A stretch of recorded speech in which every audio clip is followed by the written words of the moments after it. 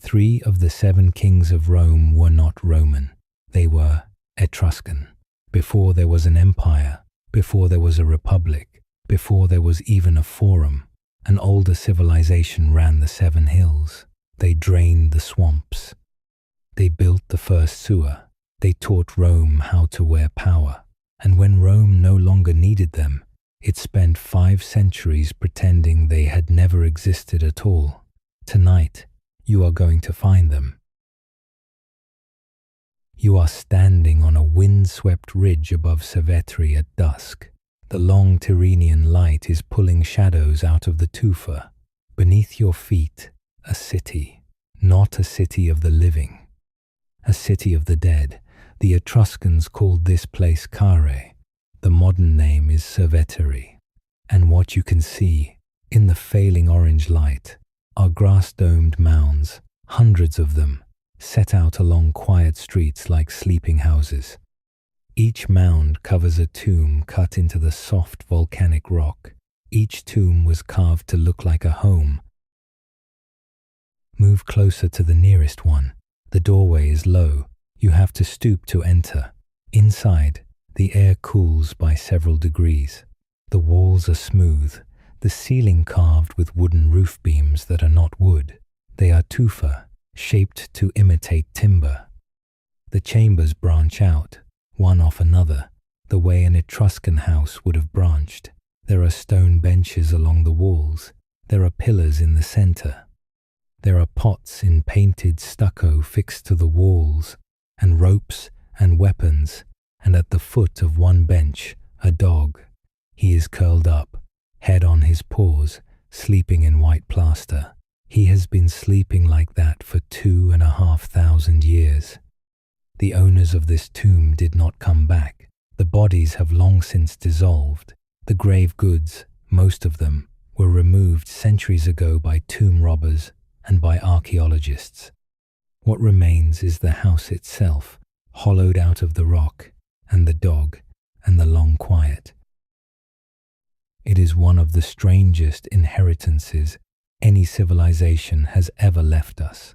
The Etruscans built their living cities from wood, from mud brick, from materials that the rain and the centuries have taken back. Almost nothing remains of them above ground. Their houses, their temples, their markets, their warehouses, their walls of unbaked brick, all gone. But they built their cities of the dead, out of stone.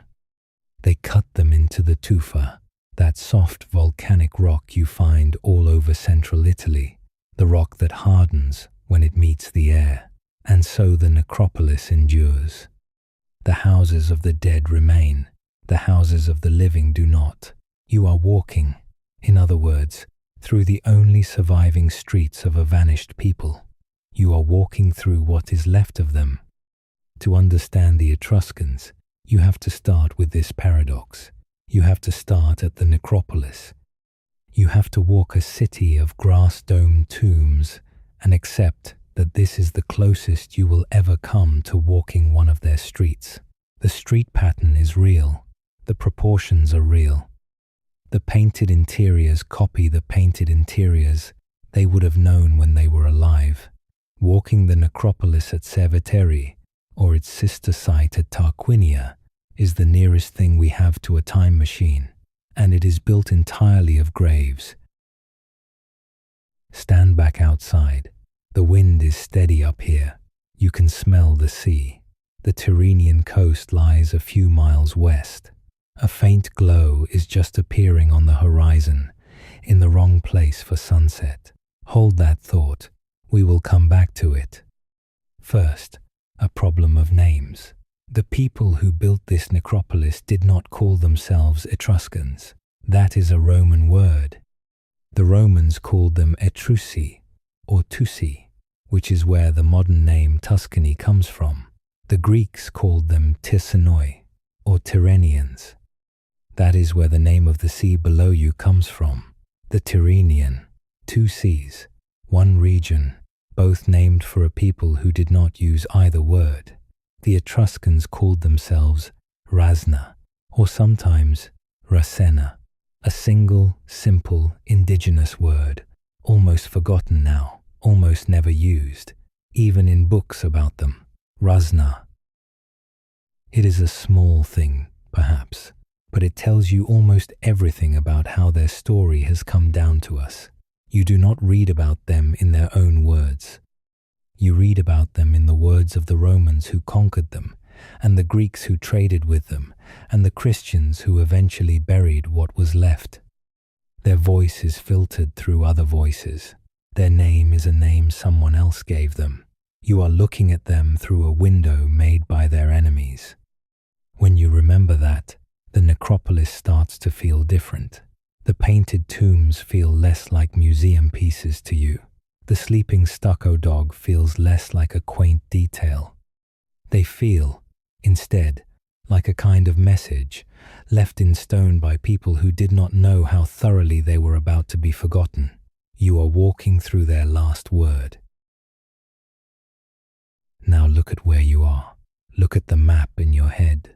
The Etruscan heartland was the arc of land between two rivers, the Arno in the north and the Tiber in the south. That is roughly modern Tuscany, with a slice of western Umbria and northern Lazio thrown in. The soil here is volcanic, the same tufa you are standing on, dark and fertile and easy to cut. The hills rise and fall in long, soft waves. You can see, even at dusk, river valleys deep enough to hide a small army. You can see coastal plains, marshy in places, malarial in summer. You can see wooded ridges and warm springs and copper-bearing veins running close to the surface. It is, as the geography textbooks like to say, a landscape that rewards the people who pay attention to it. The Etruscans paid attention. They pushed north, eventually into the Po Valley, founding colonies in what is now Emilia-Romagna, reaching towards the Alps and the Adriatic. They pushed south into Campania, founding cities around the Bay of Naples, including a place called Capua. They built a maritime trading network that stretched the length of the western Mediterranean, brushing up against the Phoenicians of Carthage and the Greeks of Sicily. They were not a small people. At their height, around 500 BC, they controlled or influenced an area larger than the early Roman state. They were, for a long while, the dominant cultural force on the Italian peninsula. Rome, in those years, was a town. The Etruscans were a civilization. There is a bronze object you will eventually need to see. It is about the size of two fists held together. It is shaped like a sheep's liver. It is covered in tiny inscribed lines that divide its surface into 16 labeled segments. Each segment carries the name of an Etruscan god. The whole thing is a kind of model of the heavens, mapped onto the body of an animal. It was made around the 2nd century BC. It was found in a field near the modern Italian town of Piacenza in 1877 by a farmer who was ploughing his land. It is one of the most important religious objects to survive from the ancient world, and it tells you, in a single bronze gesture, what kind of civilization this was. We will come back to that liver, and to the priests who used it, and to what its 16 segments tell us about how the Etruscans saw the universe.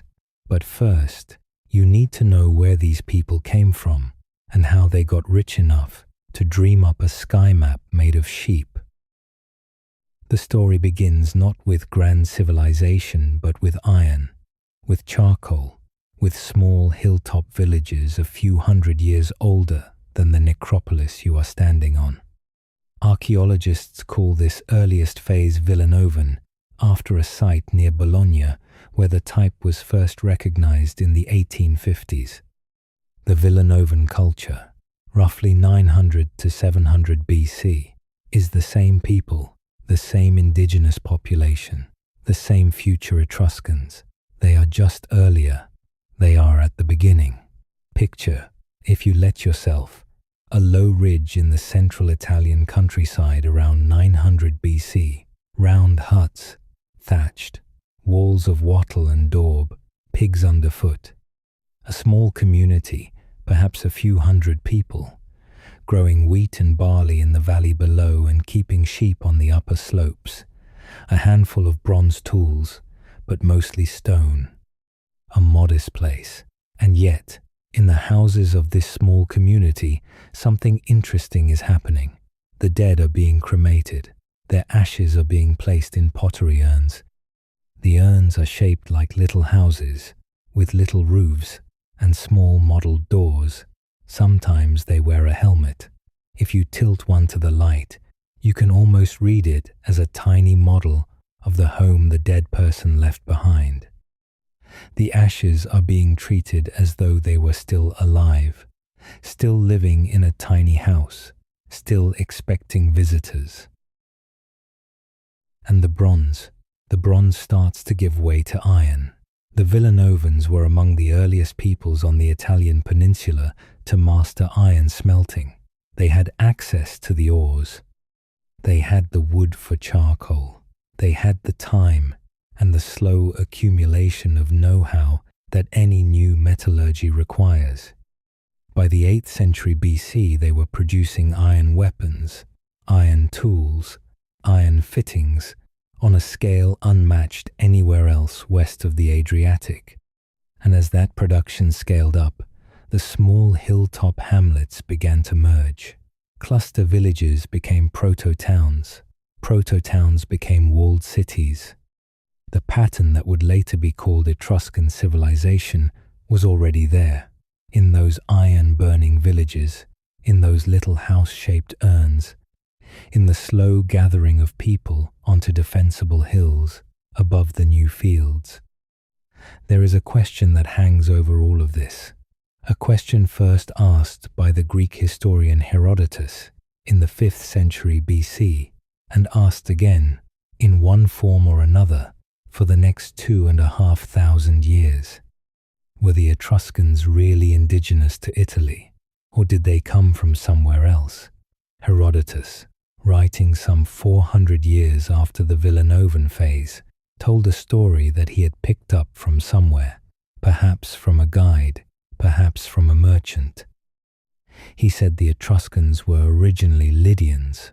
He said they came from Anatolia, from what is now western Turkey, driven west by a great famine, sailing across the Mediterranean under a leader named Tyrannus, landing in Italy and giving the sea his name. It is a good story. It is the sort of story that ancient historians liked, because it explained an exotic-seeming people by tying them to a known elsewhere. And for 2.5 millennia, scholars argued about whether Herodotus was right. There were learned books on either side. There were maps with arrows. There were linguistic arguments and archaeological arguments and arguments from old coins.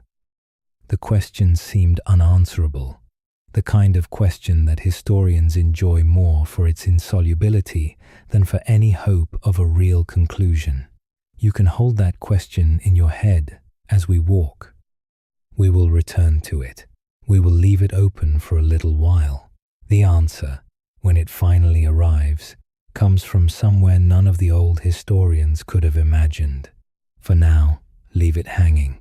Step back from the Necropolis. The Tyrrhenian is fully dark now. The faint orange glow on the horizon has grown brighter. That is not the last of the sun. The sun has been gone for an hour. That glow is a place called Populonia.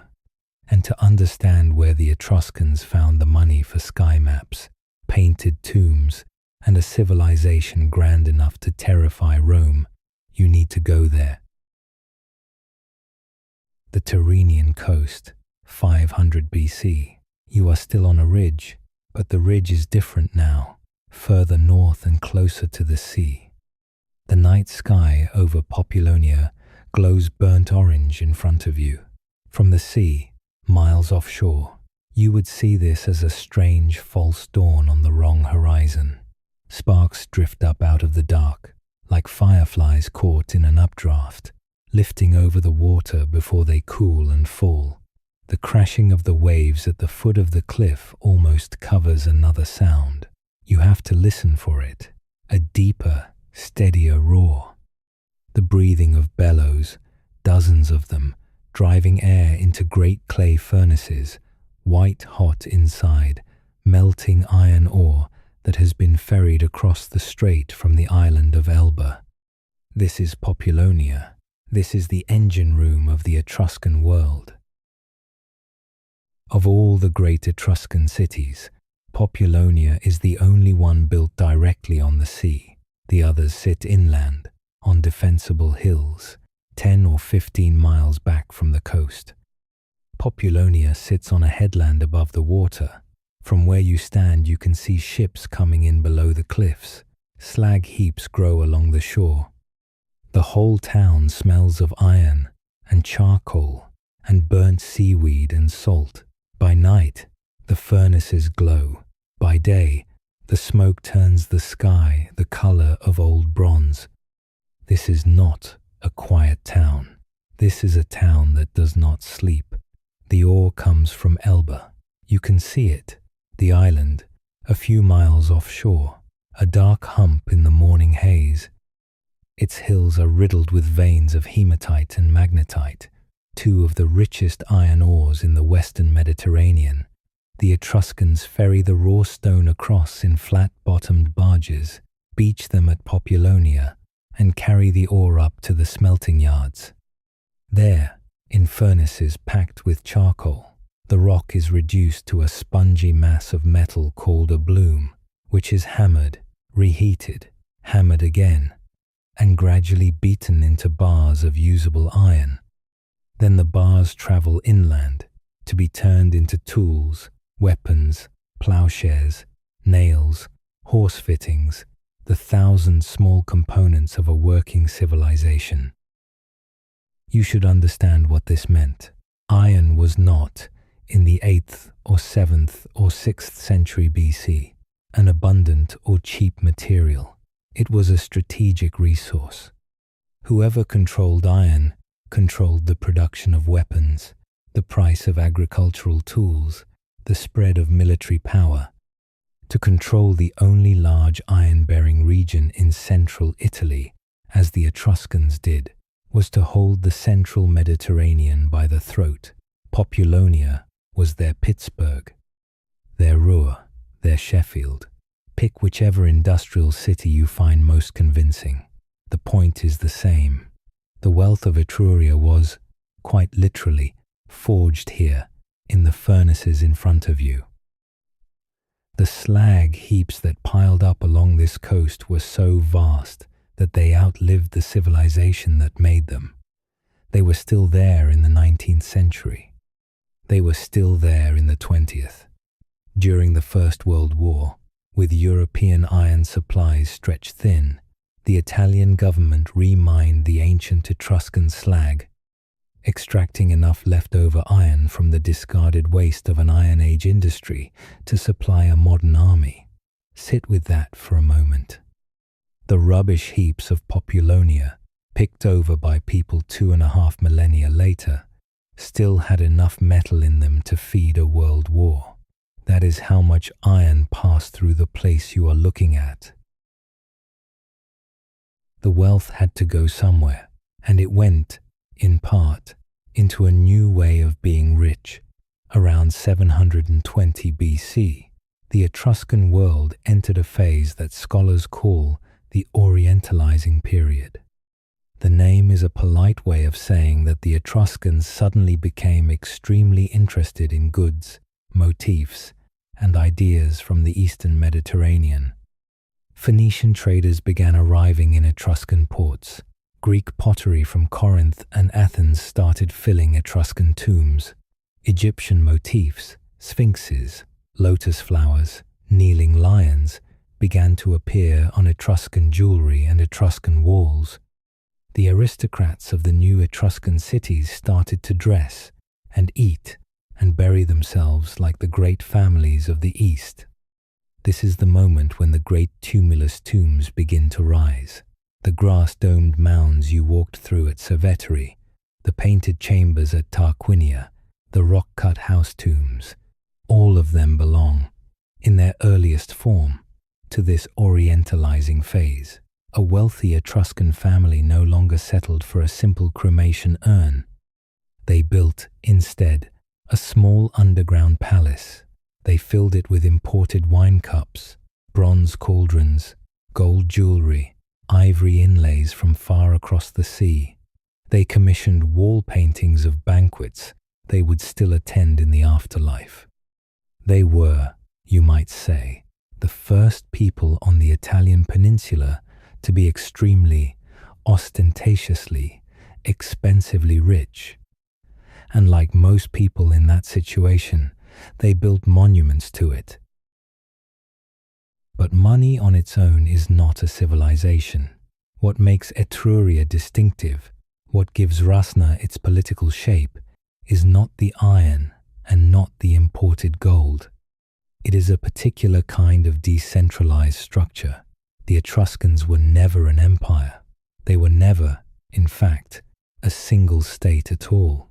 They were a league, a confederation, a loose grouping of independent city-states, 12 of them in the standard count, each with its own king or magistrates, its own walls, its own coinage, its own alliances, its own grudges. The Romans called this league the Dodecapoli, the 12 cities. The exact membership shifts over the centuries, and modern scholars argue about which 12 cities counted at any given time. But the most commonly named are Veii, Tarquinia, Cerveteri, Volci, Volsinii, Roselle, Vetulonia, Populonia, Volterra, Chiusi, Cortona, Arezzo, Perugia, Fiesole. Some of those names you will know. Some of them you will not have heard since school. Some of them you may never have heard at all. Each of those cities was, in its own right, a small kingdom. Each had its own character. Populonia, you already know, smelted iron. Cerveteri ran the maritime trade. Tarquinia produced the painters and the priests. Chiusi was famous for its tombs and its strange, almost portrait-like cremation urns. Volci, for its bronze workshops. Veii, for the engineering of its long, intricate water tunnels, which the city's enemies eventually used against it. The thing that held the 12 together was not an army, it was not a treaty, it was a shrine. Once a year, the leaders of the Etruscan cities travelled to a sanctuary called the Fanum Voltumnae, the Shrine of Voltumna, which most scholars now place somewhere near Orvieto, near the city the Etruscans called Velsna and the Romans called Volsinii. There they met, they held games, they performed sacrifices, they elected a symbolic high priest. They confirmed, year after year, that they were one people, with one language, one religion, one set of gods. They did not, however, confirm that they were one army. The Fanum Voltumnae was a religious centre, not a parliament, and when one Etruscan city was attacked, the others were not obliged to help it. That detail will matter later. Hold it in mind. A civilization held together by religion and by language, but not by law and not by armed alliance, is a civilization with a soft outer wall. Rome would learn how to push on that wall, city by city, decade by decade. We will come back to that. But first, you need to see who was doing the pushing on the other side. You need to see the kind of woman who, in Etruria, could turn an omen into a king. You need to meet Tanaquil. Picture her, 6th century BC, a grand house on a hill above the Tiber. Her name is Tanaquil. She is the daughter of a powerful Etruscan family from Tarquinia. She is married to a man called Lucumo, the son of a Greek refugee from Corinth, who settled in Tarquinia and made a fortune in trade. By Etruscan standards, Tanaquil is unremarkable. She is literate. She is wealthy. She owns property in her own name. She can read the gods. She is, by her own civilization standards, a perfectly ordinary aristocratic woman. By the standards of every neighboring civilization, you have to understand, she is something close to a scandal. Across the sea, in classical Greece, an aristocratic woman of Tanaquil's class lives in the gynoeceum, the women's quarters, at the back of the house. She does not dine with men outside her family. She does not, in respectable life, drink wine at parties. She certainly does not appear at religious or political functions in her own right. Up the Italian peninsula in the early Latin towns, the situation is similar. Women are wives. They are mothers. They are the property, more or less, of fathers and husbands and sons. In many cases, they do not have their own forenames. They are known by the feminized version of the family name. Every Julian woman is, by default, called Julia. Every Cornelian woman is Cornelia. To the eye of any contemporary outsider, the individual woman, as such, is barely visible. In Etruria, it is different. A wealthy Etruscan woman like Tanaquil has her own personal name, distinct from the family name, and she keeps it after marriage. Her name is recorded on her own tomb in her own right. Her name is recorded on her son's tomb, alongside her husband's. Etruscan funerary inscriptions routinely use both the patronymic and the matronymic. The boy is the son of his father and of his mother. Both lineages count. Both lines of descent are visible. If you were trying to invent a civilization that startled the Greeks, you could hardly do better than that. You have, in Etruria, women named in their own right. Tanaquil owns property. She makes business decisions. She can read and write Etruscan. She can read the gods. She knows the disciplines of augury and haruspicy. At least at the lay level, a noble woman of her status would be expected to know them. Her mirror, when she is eventually buried, will be engraved on the back with a scene from the myth of the goddess Minerva. She is, in short, an educated, literate, religious, propertied woman, fully embedded in the public life of her city. The Greek historian Theopompus, writing 2 centuries later, will be so shocked by this that he describes Etruscan women as essentially indistinguishable from prostitutes, exercising naked, dining with strangers, raising children whose fathers they do not know. Modern scholars take that account for what it is, a panic. A man from a society that hides its women writing about a society that does not. We will come back to her, this almost queen, this reader of eagles. Her story is coming, the story of how she looked at a bird in the sky and gave Rome a foreign king. But you cannot understand her until you understand the world she moved through, a civilization that let women read the gods. There is one more thing you need to see before this chapter ends. It is a moment of clarity. It is the closest thing the Etruscan record gives you to a Rosetta Stone. It happens around 500 BC on the coast a little south of Cerveteri at a temple complex called Pyrgi. You can imagine the priest, a man in a long linen robe. He pins 3 sheets of hammered gold to the door of his sanctuary. The gold catches the Mediterranean sun. The leaves are thin, light, the sort of thing the wind would carry off if they were not nailed in place. Each leaf carries an inscription. 2 of the leaves are in Etruscan. 1 is in Phoenician. The Etruscan and the Phoenician are not identical, but they cover the same dedication by the same ruler to the same goddess on the same occasion. They are parallel. A bilingual dedication fixed to a temple door on a stretch of coast where Etruscan and Phoenician traders crossed paths every day.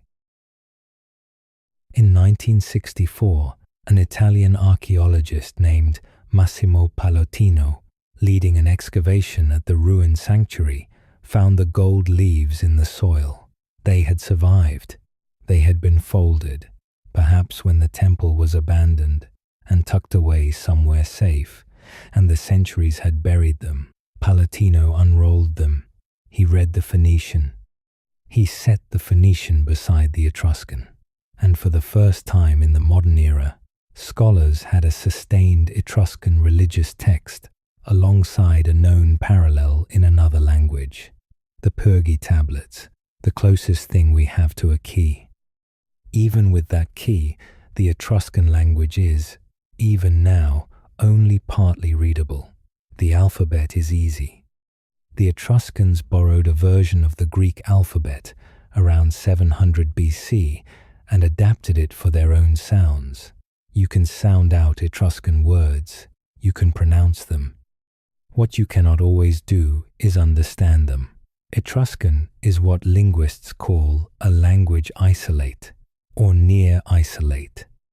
It belongs to a tiny family called Tircenian, whose only other known members are Lemnian, spoken on a single Aegean island, and Raetic, spoken in the Alps.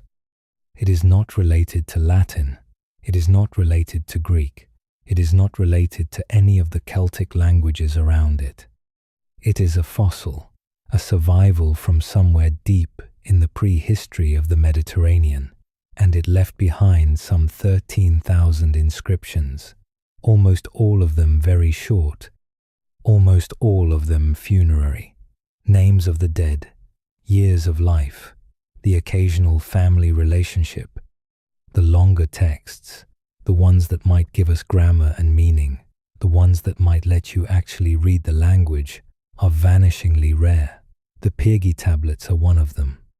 We have perhaps 3 or 4 others, and one of them, the longest, was found wrapped around an Egyptian mummy in a museum in Zagreb. But that is a story for a later chapter, and you will get to it in time. You can stand on the temple platform at Pyrgi today. It is mostly grass now, with low stone foundations marking out the rooms. The sea is close. The gold is in a museum in Rome. The door is gone, but the gesture survives, and it tells you something important. The Etruscans were not, as Herodotus had it, mysterious refugees from a faraway land. They were neighbors. They traded with Phoenicians. They wrote alongside them. They pinned their prayers to a door in 2 languages because both languages mattered on this stretch of coast. And that brings the old question back, the one you have been carrying since the first ridge, the Lydian question, the Herodotus question, the thing we left hanging earlier. Were the Etruscans really Anatolian migrants, refugees from a famine on the other side of the Mediterranean? For 2,500 years, no one could really settle that. Now, finally, someone has. In 2021, a team of geneticists and archaeologists, led by Cosimo Post, published a study in the journal Science Advances. They had sequenced genome-wide data from 82 ancient individuals buried across central Italy, spanning roughly 2,000 years. Some of those individuals were from the Iron Age, the Etruscan period proper. Some were earlier, some were later. The team compared their DNA against ancient populations from Anatolia, the Levant, the Balkans, the Eurasian steppe, and the rest of Mediterranean Europe. The answer was clean. The Etruscans carried no detectable Anatolian ancestry from the Iron Age. They had not arrived from Lydia. They had not arrived from anywhere east. Their genetic profile matched, very closely, that of their Latin neighbors. They were an indigenous central Italian population, descended from the same mix of early European farmers and Bronze Age steppe ancestry that produced the rest of the peninsula. Herodotus was wrong. He had been wrong for 2,500 years. There is one more wrinkle in the data, and it is the most interesting part. During the Bronze Age, central Italy, like most of Europe, absorbed a substantial influx of Indo-European-speaking newcomers. The genetics of the population shifted significantly during that period. New ancestry came in, and yet, somehow, the Etruscan language did not shift. It stayed put. It remained non-Indo-European. It remained a fossil. The genes moved. The language did not. That is unusual. That is, in fact, almost unheard of in European prehistory. Languages, when they meet incoming populations of new speakers, almost always lose. The Etruscan language did not lose. It absorbed the newcomers and kept speaking. A small, stubborn fossil, sitting in central Italy for centuries, refusing to be replaced. So when you stand on the platform at Pyrgi and look at where those gold leaves once hung, you are looking at the writing of a people who had been on this land much longer than anyone admitted. You are looking at the writing of a people who had survived, linguistically, an Indo-European wave that swept across the continent. A people whose own name for themselves, Rasna, may itself be a survival from that older world, an echo from a Mediterranean before the Greeks, before the Latins, before the Celts. They were not foreigners, they were the locals. They were, in a sense, the oldest people on the peninsula, and Rome would spend most of its history denying it. Wealth, then, a language, 12 proud cities knit together at a shrine, women who read the gods and held property in their own names. Iron from Elba, gold leaves at Pyrgi, painted tombs at Cerveteri, sky maps inscribed on bronze. By around 500 BC, the Etruscan world is, by any reasonable measure, the most sophisticated civilization in the Italian peninsula. There is no real competition.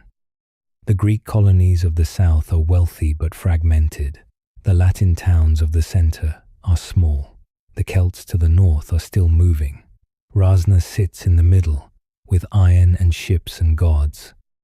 And yet at the very peak of that power, in the city that will one day eat everything, 3 of the 7 kings will not be Roman. They will be Etruscan. The Etruscans will not just trade with the small town on the Tiber.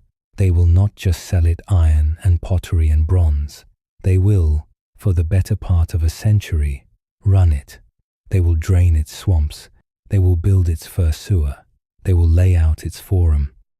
They will give it the toga, the curial chair, the bundle of rods that we still call the fasces. They will give it almost every symbol of power Rome will ever use. And in return, Rome will eventually expel them, slander them, forget them, and quietly absorb everything they invented. That is where you are going next, to the foreign kings of Rome, to a woman who read an eagle in the sky and decided her husband would wear the crown, to a sewer that still drains, beneath the forum, beneath the tourist coaches, beneath the modern city, 2,500 years after the Etruscan engineers laid its first stone. But for now, stand on the platform at Pyrgi a little longer.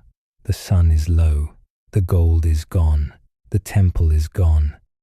The civilization that built it, by the time you leave this chapter, will be at the height of its power, and at the very edge of the long slope down, you can hear the sea below the cliff. You can smell the salt and the rosemary on the headland. You are about to walk into Rome. You are walking down the Via Aurelia now. The Tyrrhenian is at your shoulder.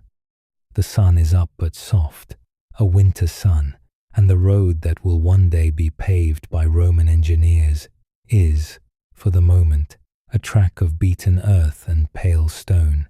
Carts pass you. Iron ingots wrapped in oiled cloth. Bucero pots stacked in straw. A young man in a dark wool cloak walks beside a small cart drawn by 2 oxen, and a woman sits on the cart bench with him, and that detail, the woman beside him in public, would scandalize a Greek visitor and barely interest the people of Rasna. You are following them south.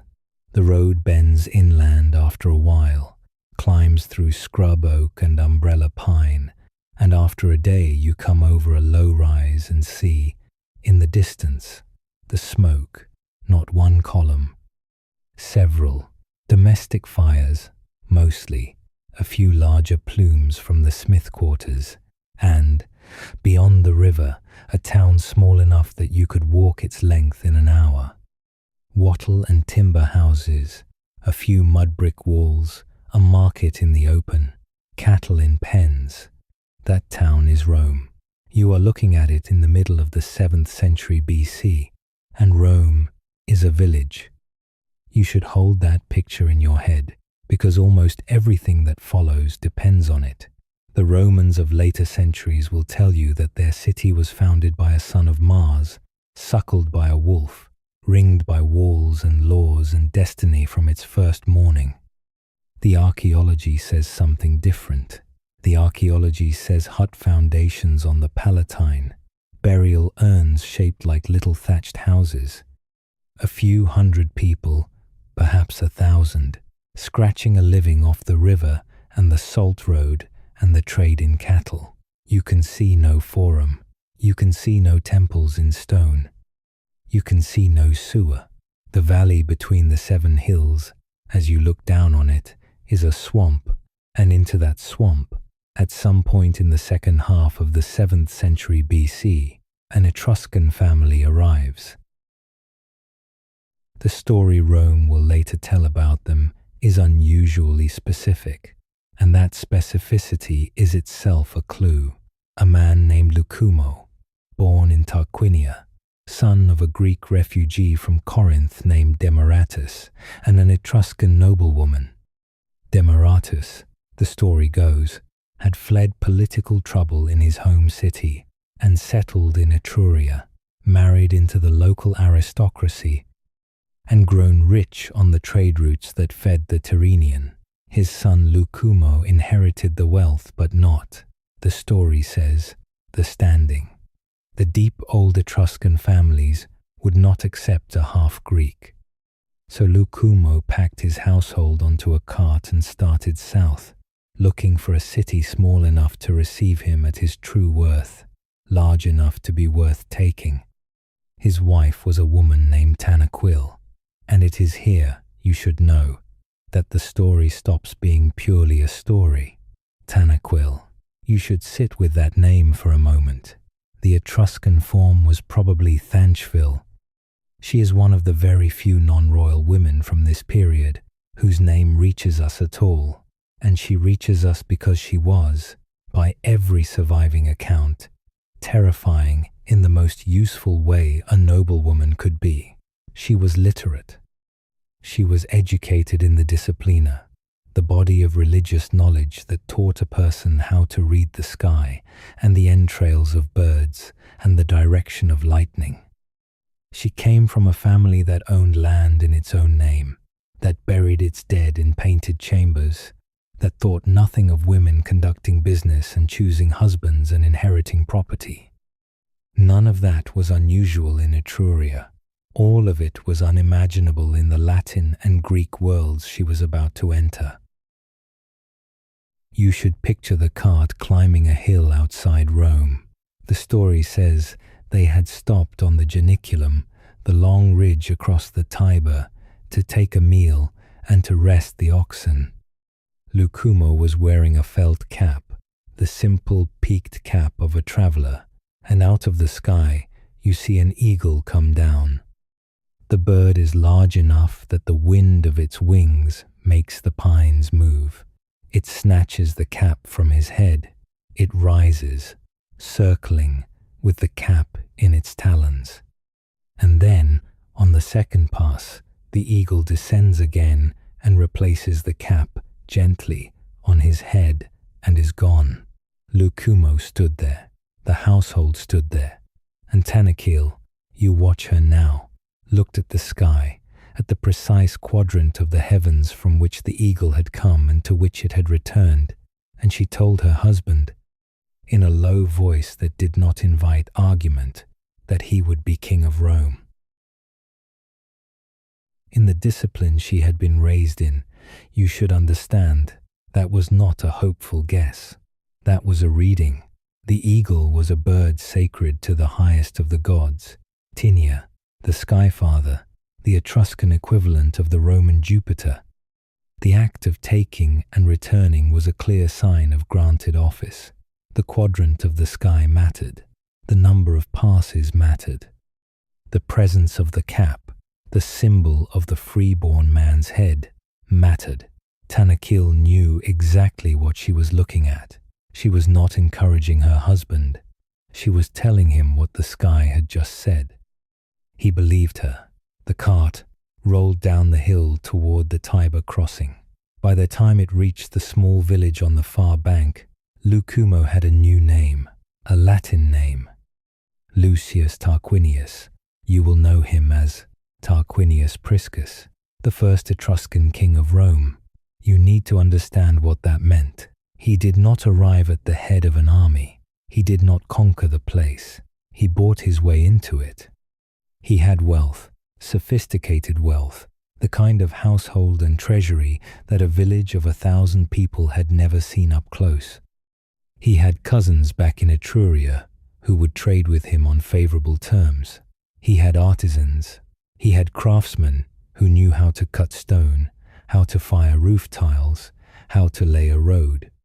He had, above all, a wife who could read omens and a personal Disciplina that told him in great detail how to make a city of huts into a city of stone.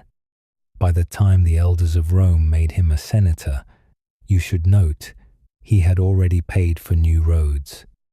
By the time the existing king died, he was the wealthiest and most useful man in the city. He stood for the kingship in the open assembly, and he won. The fifth king of Rome, in the lists the Romans themselves preserved, was, as you can now see, an immigrant from Tarquinia whose wife had read his coronation in the wings of a passing bird. The first thing he did was the Forum. It does not sound like much, written that way, but the Forum, the open public space you know at the heart of the city, did not exist.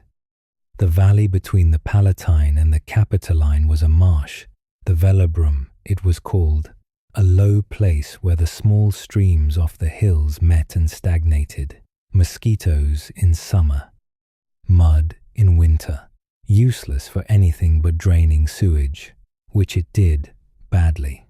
It was the bottom of the bowl that the hills made, and everything from those hills ran into it and sat there. Tarquinius and his engineers drained it. They cut a channel through the valley floor. They lined the channel with massive cut blocks of stone, fitted without mortar, a technique brought directly from Etruria, where it had been used for centuries to build city walls and aqueducts and tomb chambers. The channel ran the length of the valley, took the water out of the swamp, and emptied it into the Tiber. They called the channel, eventually, the Cloaca Maxima, the Great Drain. You can stand above it today. You can lean over a railing on the Via dei Fori Imperiali, look down into the brown water of the Tiber where it bends past the Forum Boarium, and see, low in the bank, a stone arch. The arch is older than almost anything else you can see in the city, older than the Colosseum by 7 centuries, older than the present Forum pavement by 6. The water that comes out of that arch is still draining the same valley that Tarquinius Priscus drained. The system has been added to, rebuilt in patches, lined and relined, but the route of the channel is the route his engineers laid down 2,500 years ago. An Etruscan king's drainage scheme is still doing its job under the wheels of the tourist coaches. The valley dried out, the mosquitoes lifted, And on the new flat ground you watched a moment ago, the forum was laid down, paved, ringed with the first stone buildings the city had ever owned. It is, in a precise and literal sense, an Etruscan invention placed at the heart of Rome. He did more than that. He built the first stone temple on the Capitoline. He laid out the Circus Maximus as a chariot ground. He ringed the city, where the line of hills did not protect it, with the beginnings of a wall.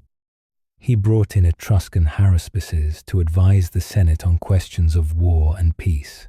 He gave the kings of Rome the trappings of an Etruscan magistrate, the toga praetexta, the white woolen robe edged with a purple stripe, the sella curilis, the curved ivory folding chair on which a magistrate sat to give judgment, the fasces, a bundle of birch rods bound around an axe, carried by attendants called lictors, the visual shorthand of authority that Rome would use for the next 1,000 years, and that 20th century Italy would borrow and bloody and ruin.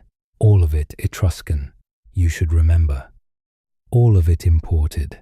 All of it, in time, claimed as Roman as the soil of the Capitoline. He reigned for around 40 years. He was murdered, eventually, by the sons of a previous king who felt they had been cheated. And here, you should watch carefully. Tanaquil steps forward one more time, because Roman tradition is very precise about what she did next. She closed the palace gates. She went to the window of an upper chamber. She told the crowd in the street that her husband was wounded but living, that he would recover, and that in the meantime his son-in-law, a young man called Servius Tullius, would conduct the affairs of state in his place. The crowd believed her. They had no reason not to. The royal physician was inside the palace with her. The body was inside the palace with her. By the time the truth was admitted, days later, Servius Tullius was already, in fact, conducting the affairs of state, and the transition was effectively complete. She had handed the kingship of Rome from one Etruscan to another by holding a city of grieving subjects in suspension for 48 hours. Servius Tullius is the 6th king of Rome. He is also, you should know, almost certainly, an Etruscan. The Romans themselves were not always sure what to do with Servius. The story they preferred said he was the son of a slave woman in the palace, raised by Tarquinius as a kind of household favorite, elevated by Tanaquil's clever theatre. A Roman by birth, in other words, a self-made man of the city. That is the version that Livy gives you. It is a flattering version. It allows the great reformer king of Rome, the king who created the census, who built the first ring wall, who divided the people into voting classes that would still shape Roman politics 6 centuries later, to be one of Rome's own. And yet there is another version of his story, and the man who tells it, you should hold on to this, is not some peripheral antiquarian. The man who tells it is an emperor. In the year 48 AD, Claudius, the 4th emperor of Rome, stood up in the Senate and gave a speech. The speech survives. Part of it, you should know, is engraved on a bronze tablet that was dug up in Lyon in the 16th century and is still there in a museum, and you can read his words off the metal. In that speech, Claudius, who had spent his youth and middle age as a scholar of Etruscan history, who had married into an Etruscan family and learned the language, told the Senate that Servius Tullius was not Roman at all. Servius Tullius, Claudius said, had been an Etruscan adventurer, an exile from Volci, whose Etruscan name was Mastana, who had come to Rome with a warband, who had taken the kingship in the violent, unsentimental way that Etruscan adventurers took city-states from each other in that period. The wolf paintings in the Francois tomb at Volci, painted around 300 BC, show that very scene. a man called Maxtrana freeing a man called Cale Vipinas. The names, you can watch them, cross from Latin into Etruscan and back again. The Romans had a story that flattered them. The Etruscans had a story that flattered themselves. The truth, as far as you and I will ever know, was probably some uncomfortable middle. We will come back to the man who wrote 20 volumes of their history. We will come back to Claudius and to the brittle scrolls he compiled in his private library and to what happened to those scrolls after he died. But first you need to finish the dynasty he was studying. Servius Tullius reigned for around 44 years. He built the first proper city wall, a long circuit of cut stone that ran for around 11 kilometers and enclosed the 7 hills properly for the first time. He instituted the census. He divided the citizens by wealth into voting classes. He reorganized the army around those classes. Almost everything later Romans would think of, you will notice, as the institutional skeleton of their republic, he laid down while he was their king. He was murdered too. The man who killed him, you should already be guessing, was his own son-in-law. A man named Lucius Tarquinius, grandson, or possibly son, of the first Etruscan king. The Romans called him Superbus, the arrogant, the 7th and last king of Rome. You do not need to dwell long on Superbus. The portrait Roman tradition gives is so saturated with hatred that the man underneath is hard to see. He had Servius cut down on the steps of the Senate house. He had his own daughter, Servius's widow, drive a chariot over her father's body in the street. He ruled by terror. He made the Senate fear him. He executed nobles. He built the great temple of Jupiter Capitolinus, and he conscripted Roman citizens to dig its foundations.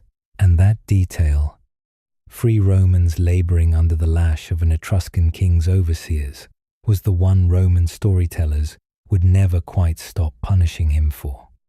His end came over a private crime. His son, Sextus Tarquinius, raped a Roman noblewoman called Lucretia, the wife of a senator, in her own house at Calatia. She survived the rape, summoned her husband and her father and her cousin, told them what had happened, demanded that they swear vengeance, and then, in front of them, took a knife from the folds of her dress and killed herself. You should sit with that image for a moment. The cousin was a man called Lucius Junius Brutus. He took the knife out of her body and held it up, and he swore, on her blood, that the kings of Rome were finished. He carried Lucretia's body to the forum. He showed it to the people. You can hear him in the open square. He told them what had been done, by whom, in their name. And the people of Rome rose, closed the gates against the king, expelled the entire Tarquin household, swore an oath that no man would ever again be king in their city, and elected, that same year, the first 2 consuls of the new Roman Republic. The year was around 509 BC. It is the date, you should remember, that every Roman schoolchild would learn for as long as there were Roman schoolchildren. The year their city was reborn into liberty. The year the foreign tyrants were thrown out. The founding date of the institution that would, in time, rule the Mediterranean. It is also, you should notice, the moment Rome begins to lie about itself. You should sit with that, a lie at the founding. Because the kings, you will notice, did not leave Rome. They lived on in its drains and its laws and its symbols. The forum the consuls now governed was the forum a Tarquin had drained. The wall around the city was a Tullius's wall. The voting classes were Tullius's classes. The toga the consul wore, the chair he sat in, the rods his lictors carried before him, the priests who read the entrails before any major decision was taken, the temple on the Capitoline they swore their oaths in, all of it had been brought into the city, in living memory by men with Etruscan names. The story Rome chose to tell, the story of native virtue overthrowing foreign vice, required a kind of strategic forgetting that would take centuries to perfect, and that would never quite become total. You can hear the forgetting beginning in the language. The word Tuscus, Tuscan, slips slowly toward the pejorative. Etruscan luxury becomes a byword for decadence. Etruscan religion becomes superstition. Etruscan women, who had reclined at banquets and inherited estates and read the sky, become, in the writings of Roman moralists, the figure of the wanton matron, the warning to good Roman wives. The kings become tyrants. The drainage becomes Roman engineering. The chair, the robe, the rods, all the visible apparatus of power becomes so naturally Roman that no later writer will quite know how to credit, or whether to credit, the men who brought them.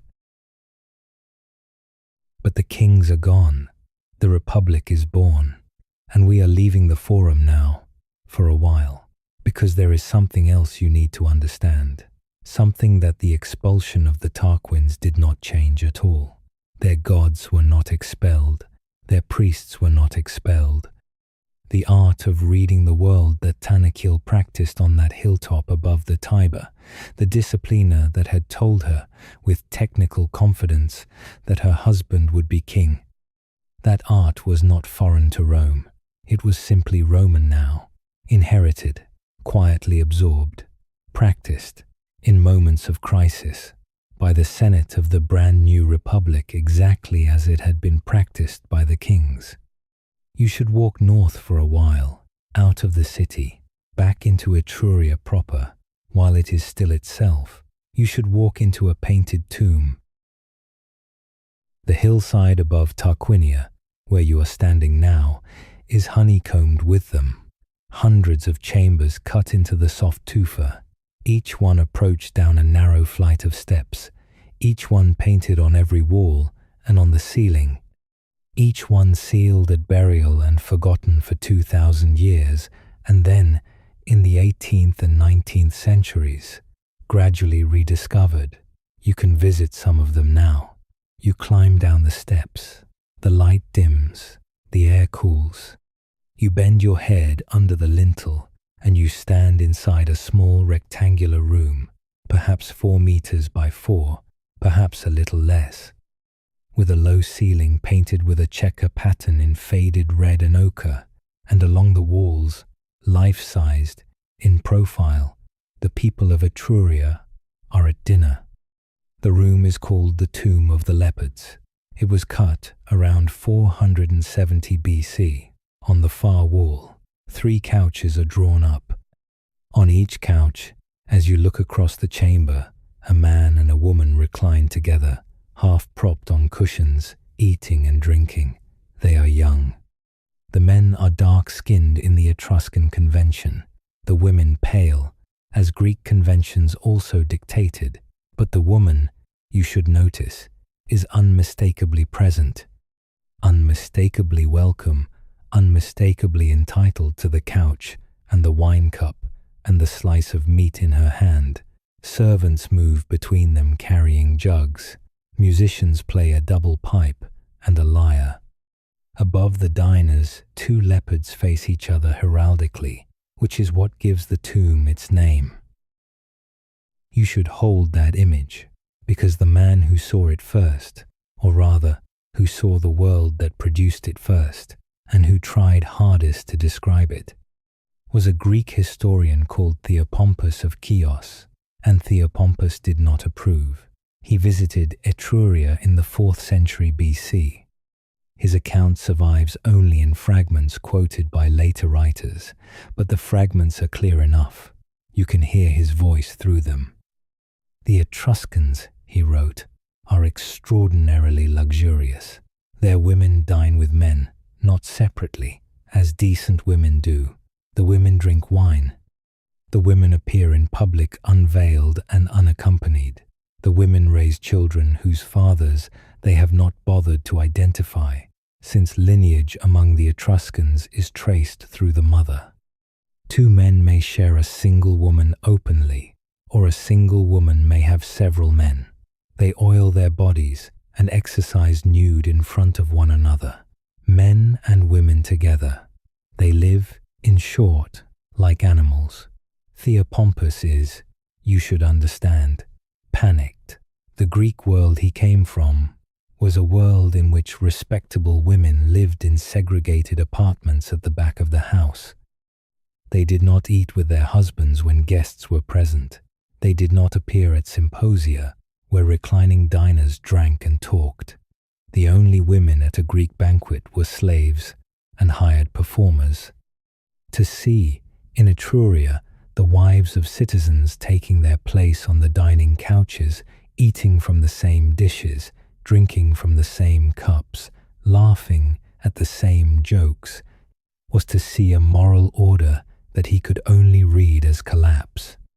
What he was actually seeing, modern historians like Larissa Bonfante and Sybil Haynes will patiently explain, was a society in which women held property in their own names, in which a person was as likely to be identified by their mother's name as their father's, the matronymic running through the funerary inscriptions, daughter of so-and-so, son of so-and-so's wife, generation after generation, in which an upper-class woman might be buried with a bronze mirror, engraved with a scene from Greek myth that she had clearly been expected to recognize, often with the names of the figures labeled in Etruscan, a literate culture in which literacy reached women too, a property regime in which a widow inherited rather than reverted, a naming system that did not erase her once she was buried.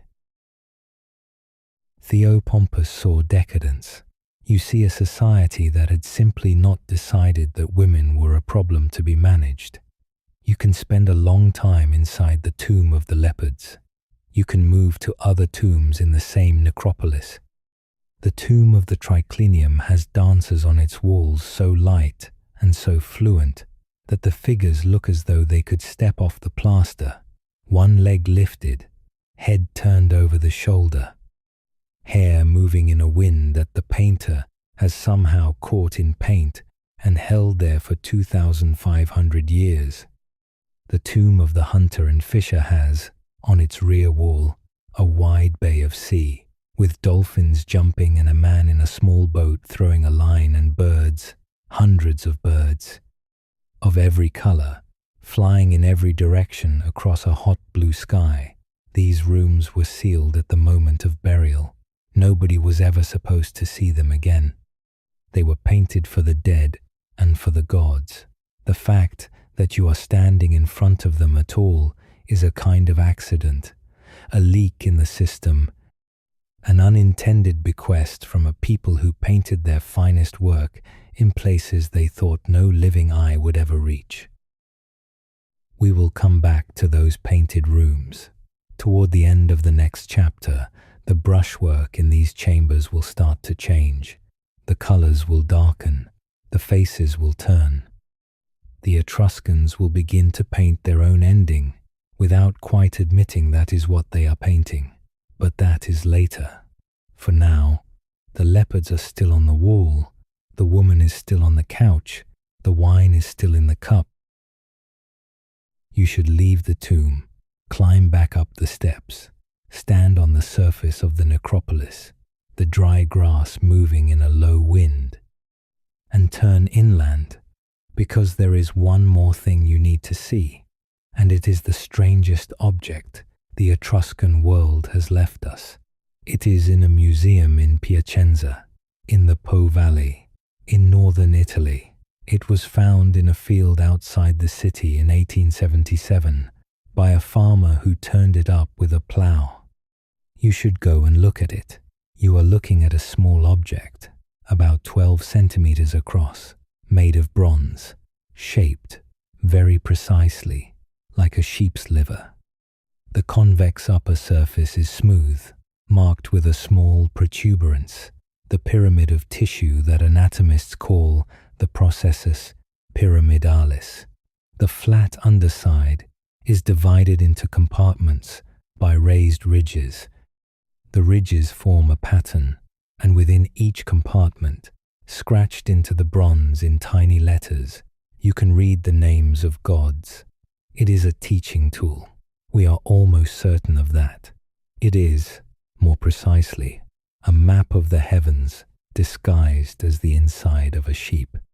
To understand it, you have to understand what an Etruscan priest, a haruspex, believed he was doing when he stood beside an altar at dawn with a sacrificed animal at his feet.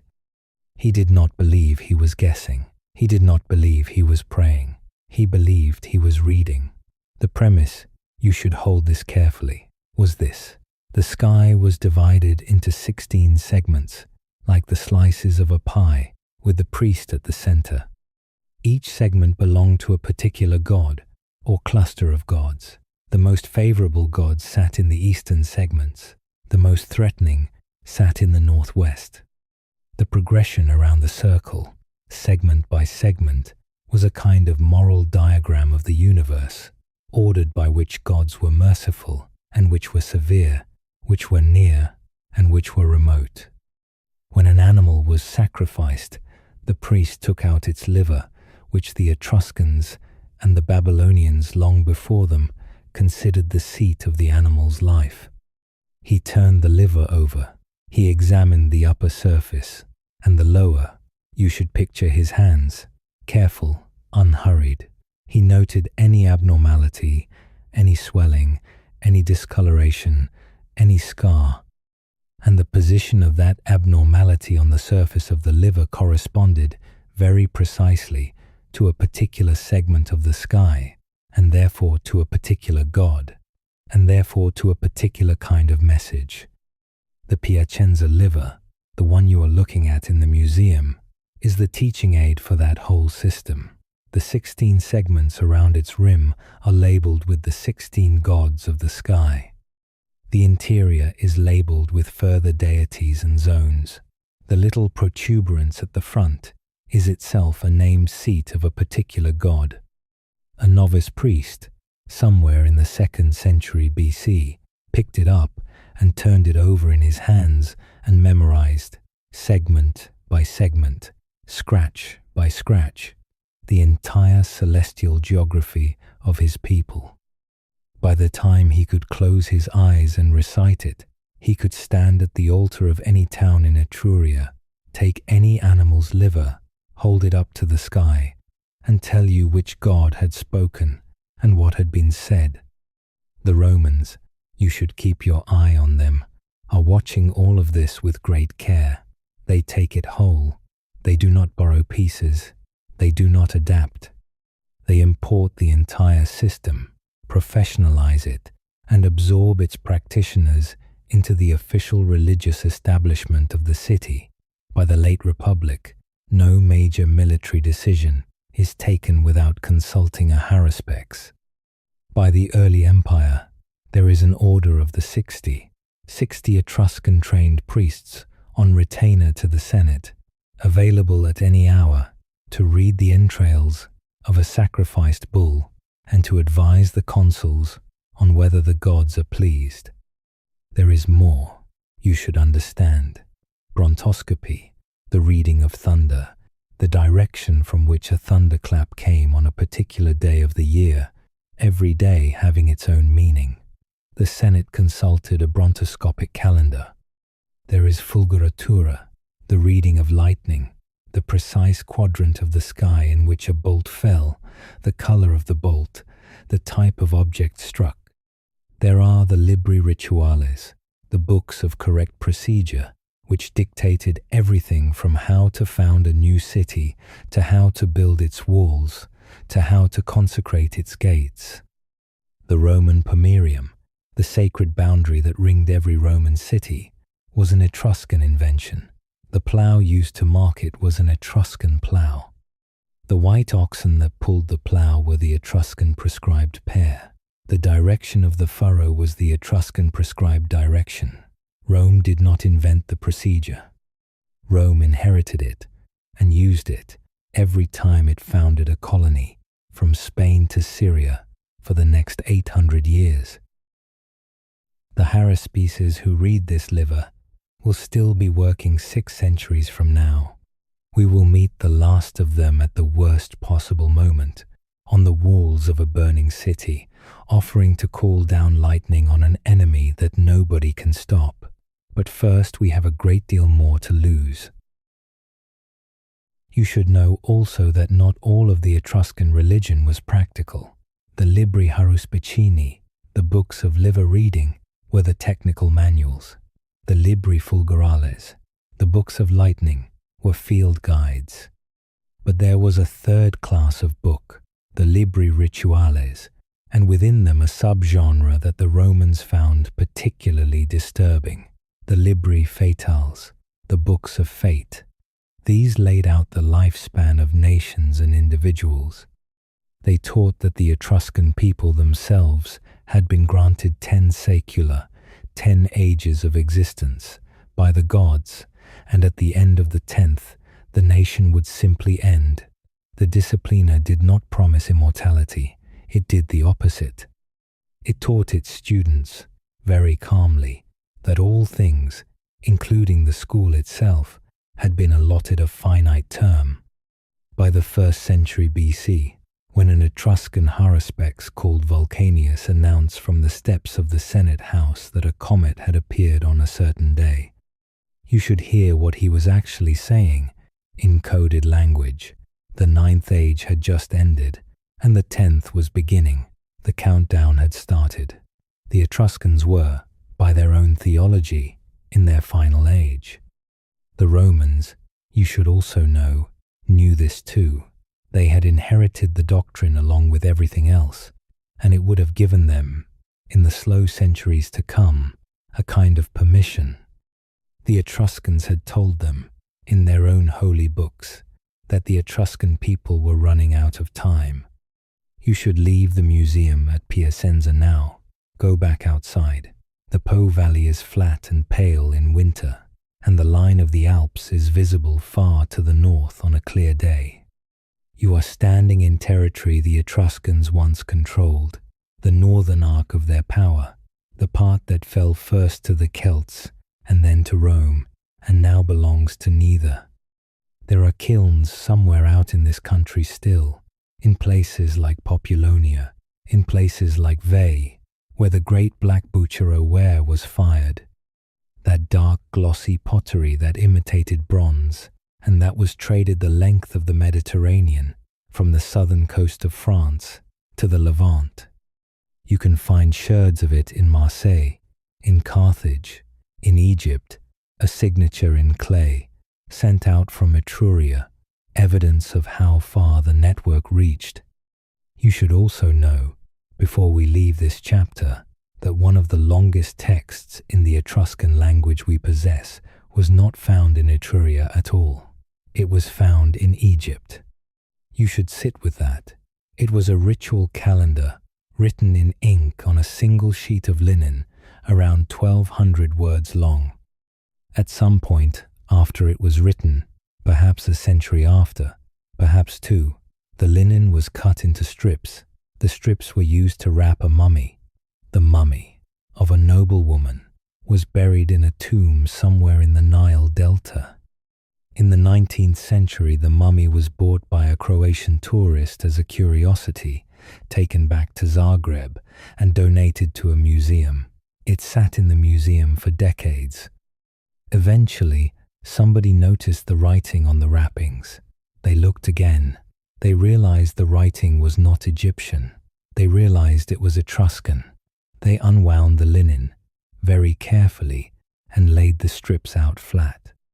The longest single document in the language any of us will ever read is a strip of laundry that traveled, by accident, around the back of an Egyptian noblewoman for 2,000 years, until somebody in Croatia happened to look at it the right way round.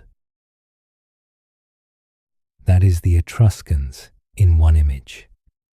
The greatest single text we have survived only because a piece of household linen was reused, exported, wrapped around a foreign corpse, and forgotten. Their best work survives in places they did not expect anyone to look.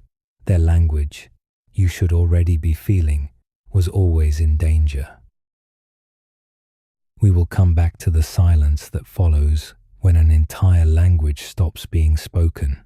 We will come back to the man who tried to save it, but the silence has not started yet. For the moment, the haruspex is still at the altar. The painter is still in the tomb.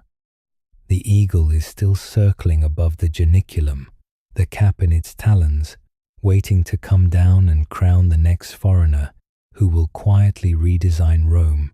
But the painter, you should also know, is starting to look up from the wall. The brushwork is shifting. Around 480 BC, in tombs at Tarquinia and at Chiusi, something changes. The young diners on the couches grow older. The colors grow colder. Demons begin to appear in the corners, holding hammers, leading the dead by the wrist. The sea bay with the dolphins, the bright field of birds, becomes a darker landscape. The Etruscans are starting to paint a different mood, and they are not painting it because their fashions have changed. They are painting it because, just to the south, in the city their kings built, a much larger machine is beginning, very methodically, to move north. A neighboring Etruscan city called Veii is about to undergo a siege of 10 years. It will fall, you should remember the date, in 396 BC. Its population will be slaughtered or sold. Its temples will be stripped. Its gods will be carried, in a ritual called the evocatio, into Rome itself, and reinstalled in Roman shrines. The deities of the defeated city quietly invited to switch sides. And nobody at the council of the 12 cities, at the great shared shrine of the Fanum Voltumne, will manage to agree to send help in time. That is where you are going next, to the long, slow, grinding end of the Etruscan world, to the cities that fell one by one, each one watching the next one burn and doing nothing, to the swamps that came back when the engineers were dead, to the language that started in the open air to lose its speakers. The leopards are still on the wall behind you. The wine is still in the cup. The eagle is still in the sky. But the cart is rolling, now, the wrong way, out of Etruria, south, toward Rome. You should turn south now, out of Piacenza, down through the river country, past the marshes the Etruscans had drained, past the kilns at Populonia, the iron still warm in the slag, down the long Tyrrhenian coast, where the cities of the sea were waiting, and where the long defeat was, very quietly, about to begin. You should stop, first, at the Bay of Cumae. The year is 474 BC. The bay is wide, the headlands low, the water that pale Mediterranean blue. You are standing on the deck of an Etruscan war galley, painted dark, the ram bronze at the waterline, the sail furled, the oars dipping. Around you are the other ships of the fleet. The Etruscans of Campania, of the southern colonies, have come to deal with a Greek city that has been sitting on their coastline for 2 centuries, growing rich, growing rude, refusing to pay the courtesies that the older powers expected. Across the bay, you can see the Syracusan ships of Hiero. They are fewer than yours. They look, from this distance, manageable. You should know what is about to happen. The Greek ships are heavier. The Greek crews are better trained. The Greek tactic, the diekplaus, the breaking through maneuver, the row past, the turn, the broadside ram, has been refined in the Aegean for 50 years against Phoenicians and Carthaginians and other Greeks. The Etruscan navy has been refined against pirates. The 2 doctrines meet, here, in this bay, over the course of an afternoon, and at the end of the afternoon, the Etruscan navy is on fire. You should not picture a single decisive moment.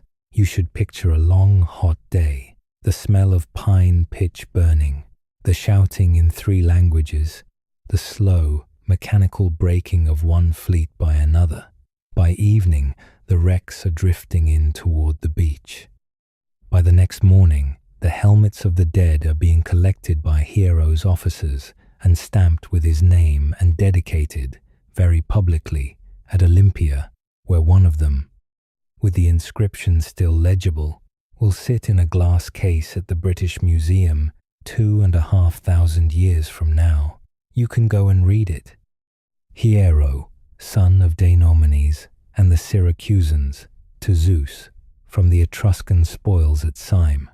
The helmet, you should understand, is the receipt. That is the end of Etruscan sea power, not the end of the Etruscans, not yet, but the end of the long, easy, 2-century habit of moving freely up and down the Italian coast, of stopping at Etruscan ports in the south, of running the iron from Elba down to Sicily, of being the ones whose ships were watched warily from the cliffs. After Cumae, the cliffs belong to other people. The Greek south is closed. The Phoenicians have their own quarrel with Syracuse, and after this, the Etruscans are not in any position to help them either. You should also know what is happening on the other coast, on the northern arc. At the same time, the Celts are coming over the Alps, not in one wave, in many. Bands of warriors moving south through the passes, into the Po Valley, into the fields the Etruscans had drained, into the cities the Etruscans had founded. Melpum, Felsina, Mantua, one after another the northern cities go, not to siege, but to slow occupation. The merchant classes pay tribute. The aristocracies emigrate south. The kilns at Spina cool. By the early 4th century BC, the Po Valley is no longer Etruscan in any administrative sense. It is a Celtic country, with Etruscan cemeteries fading underneath it. You should hold both of these in your mind, the sea closing in the south, the land closing in the north, a civilization caught in a slow vice, and in the middle of the vice, on the western coast, in the heartland, the 12 cities going about their business, council at the Funum Voltumnae once a year, banquets in the spring, games in the summer, each city looking at its own walls and its own gods and its own treasury and saying, in effect, we are still here. The neighbor can deal with the neighbor's problem. The neighbor, in 396 BC, is Veii. You should already remember the year. You should walk now from the bay at Cumae, in your imagination, up to the high ground above the Cremera Valley, 10 miles north of Rome. The hills here are gentler than further north. The tufa is a softer yellow. The city of Veii sits on a long, flat-topped spur, with cliffs falling away on 3 sides, the river curving below. It is the closest of the 12 cities to Rome. It is, in some ways, the largest. The temple roof, when the sun catches it, can be seen from the hills above the Forum. The Romans have been looking at it, with envy and with calculation, for 100 years. The siege starts in 406 BC. You should know what a Roman siege of an Etruscan hilltop city actually means. It does not mean continual battle. It means, mostly, sitting. Lines of earthworks dug around the base of the spur, wooden towers raised at intervals, pickets walked, in shifts, around the perimeter. Supply trains coming up from Rome with grain and wine and replacements. The Veientine farmers in the territory around the city are killed or carried off. The villages around the spur are burned. The defenders, on the walls above, watch the smoke and count the seasons. You should picture the seasons passing, 10 of them, winter rains, summer dust. The hills around the city slowly losing their hedges and their olive trees as the besieging army cuts everything for fuel and timber. the defenders ration their grain. They send messengers at night down the cliff face with letters to the other Etruscan cities asking for help. The letters arrive. They are read at the Fanum Voltumne. They are debated. They are voted on. And the answer, year after year, is the same answer. Caere is afraid of provoking Rome. Tarquinia is preoccupied with its own coast. Volci is at odds with Tarquinia. Volsinii, which holds the council, will not commit without a majority. The majority will not form. The messengers go back, down the cliff face, in the dark, to tell the defenders that no help is coming this year either, and then another year passes. You should know, also, what the besiegers are doing in the 10th year. You should know about the engineer named Marcus Furius Camillus and his idea, which has been called, in every Roman history since the Cuniculus, the tunnel. The Romans, very patiently, begin to dig under the cliff, not at the wall, under it, through soft tufa, which yields to a pick and which a Roman engineer has been trained to work since boyhood. The tunnel is small, you should understand, just wide enough for one man at a time, lit by oil lamps, the air bad, the spoil carried back on leather mats. It goes in at the base of the cliff, on the northern side, where the river noise covers the sound of the picks. It goes up at a shallow angle, day after day, week after week. The defenders, on the wall, hear nothing. You should be very careful about the next part. The story, as Livy tells it, is half history and half novel. The tunnel comes up in the spring of 396 in the floor of the temple of Juno Regina at the highest point of the city. The Etruscan king, that morning, is in the temple, having his omens read. The priest, the haruspex, examines the liver of the sacrificed animal and tells the king very clearly that whoever next places this organ on the altar will win the war. The Roman soldier in the tunnel, listening from below, hears this. He breaks through the floor with his comrades. In the middle of the prayer, he cuts down the priest. He cuts down the king. He places the liver on the altar himself. That is the story. You should hold it lightly. What is certainly true is that on a specific day, in 396 BC, Roman soldiers came up out of the ground inside the walls of Veii, opened the gates from within, and the army outside walked into the city. What followed is recorded in fewer sentences than the siege. The garrison was killed. The civilian population was sold. The temples were stripped of their bronze and their gold. The gods themselves were addressed by Roman priests in the ritual of the evocatio. You are invited, the priest said, to leave this defeated city and to come to Rome, where we will build you a temple as good as the one you have. The cult statue of Juno Regina was carried on rollers the 10 miles down to Rome and reinstalled on the Aventine Hill.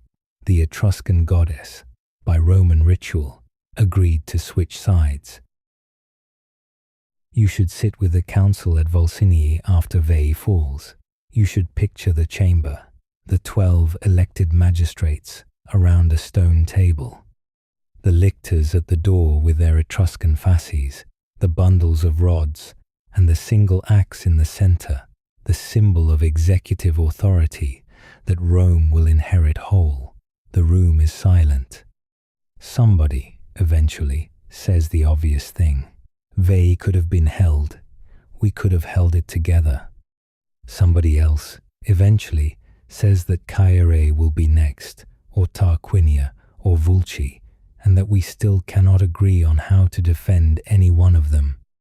And the meeting ends, as the meetings always end, without a unified army, without a unified treasury, without a unified strategy. Each magistrate goes home to his own city. The cart, rolling south, is now rolling under its own weight. You should know how the next century moves. It moves city by city. Tarquinia, in the early 3rd century, after a war that goes on for decades, surrenders to Rome and accepts a treaty that turns its territory into a Roman protectorate.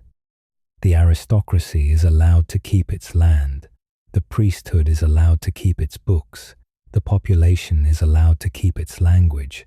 But the policy of the city, from this point on, is decided in Rome. Caere goes the same way, with a different treaty. Volci, after a sharper war, is reduced more completely. Its great cemeteries are abandoned, its workshops shut. Its tomb painters, who had spent 4 centuries decorating the chambers under the hill at Monterozzi, simply stop mid-fresco. There are tombs at Volci, where the figures on one wall are finished, and the figures on the next are still in charcoal underdrawing. Volsinii is the last. You should walk into Volsinii in 264 BC. The city, by then, has had a slave revolt, a brief restoration of the old aristocracy, and then a request to Rome by the aristocracy for help putting down the slaves. Rome sends help. The slaves are put down. The city is also, very quietly, dissolved. The walls are pulled down. The population is moved to a new site beside a lake. And the temples, you should understand, are stripped, not in the rough way they were stripped at Veii, but methodically. You should picture this, the grinding of cartwheels over cobblestones, Roman legionaries, working in pairs, prying 2,000 exquisite bronze statues from their plinths. 2,000. The sacred plazas of the city haunted, empty, under a grey sky. The carts roll out, day after day, through the gates, down the road, toward Rome. They are not melted down. That is the point. They are reinstalled, on plinths, in temples and porticos and public squares all over the capital. Pliny, 3 centuries later, will still see them. Volsinii is being moved, statue by statue, into Rome. The city itself, on the high ground, is raised flat. The new town below, by the lake, is a Roman colony, with a Latin name, Volsinii Novi. You should know what is being done here. It is not extermination. The Romans are not killing the Etruscans as a people. They are doing something colder. They are unmaking them as a polity. Each city, on its own timetable, is reduced to a Roman administrative unit. Its land is surveyed, in Roman feet, in the long parallel grid the Romans use for everything, the centuriation, which can still be seen from the air over Tuscany if you fly low. The Etruscan field boundaries, which were curved, which followed the contours and the streams, are erased. A new grid is laid over them, perfectly square, oriented to the Roman cardinal axis. Roman colonies are dropped onto the best of the land. The Etruscan villages are absorbed into the Roman census. The Etruscan dialects are slowly outnumbered, in the marketplaces, by Latin. You should also know that, while all of this is happening, the swamps are coming back. You are going to need to slow down for this part. The Etruscan engineers, for 800 years, had managed the wetlands of central Italy. The cuniculi, the drainage tunnels through the volcanic rock, the long underground channels that carried water out of the basins between the hills, the careful management of the river mouths, the cleaning of the silt, the maintenance of the canals. All of this required a class of people who knew how. The knowledge was passed from father to son, in family workshops, in priestly schools, in the engineers' guilds at the larger cities. When the cities are dissolved, you should understand, the schools dissolve with them. The guilds disperse. The sons of engineers become Roman peasants, or Roman soldiers, or Roman traders. They do not, in their new lives, maintain their grandfathers' tunnels. The tunnels, very slowly, silt up. The drained basins fill again. The marshes return, in the lowlands of Etruria, in the Maremma, in the country between Tarquinia and the sea, and in those marshes, very quickly, comes the mosquito, and in the mosquito, very quickly, comes malaria. You should picture a Tuscan farm in the 2nd century BC. The family has been there for 10 generations. The fields are good, the well is sweet. But the lower meadow, this year, is wetter than it was last year. The mother has a fever that comes and goes on a 4-day cycle. The elder son is pale and listless, and his spleen, when you press the soft tissue under his ribs, is enlarged. The youngest child, born this spring, is small and thin and not feeding well. By the autumn, 2 of the children are buried in the family plot at the edge of the orchard. The next year, the lower meadow is wetter still. The fever cycle is now in everyone in the household. The eldest son leaves to find work in Rome and never comes back. The farm, 10 years later, is abandoned. The forest, 20 years later, has taken it. You should multiply this across the heart of Etruria. The paleopathologists have read it in the bones. Porotic hyperostosis, the bone change that goes with chronic anemia, in the skulls and orbital sockets of the dead from this period, in numbers that rise decade by decade. As the swamps come back, whole Etruscan-speaking villages, in the centuries after their cities are absorbed, are simply emptied by disease. The land is not invaded. The land is not conquered in any 2nd or 3rd or 4th iteration. The land is just gradually unoccupied. The hill towns hollow out. The cemeteries grow. The voices that walk the lanes in Rasna, the language, grow fewer every generation, every decade, by simple subtraction. By the time of the Social War, in the late 90s BC, the Etruscan-speaking communities are already small. You should know what the Social War is, briefly, because it ends them. The Italian allies of Rome rise up, after centuries of military service without political rights, and demand citizenship. The war is short and brutal. Rome wins, or rather, Rome concedes. The price of peace is that the Italian allies, including the remaining Etruscan towns, receive Roman citizenship, full Roman citizenship, with all of its privileges, and one of its requirements. The required language of all civic and legal business is Latin. The required script of all civic and legal business is the Latin alphabet.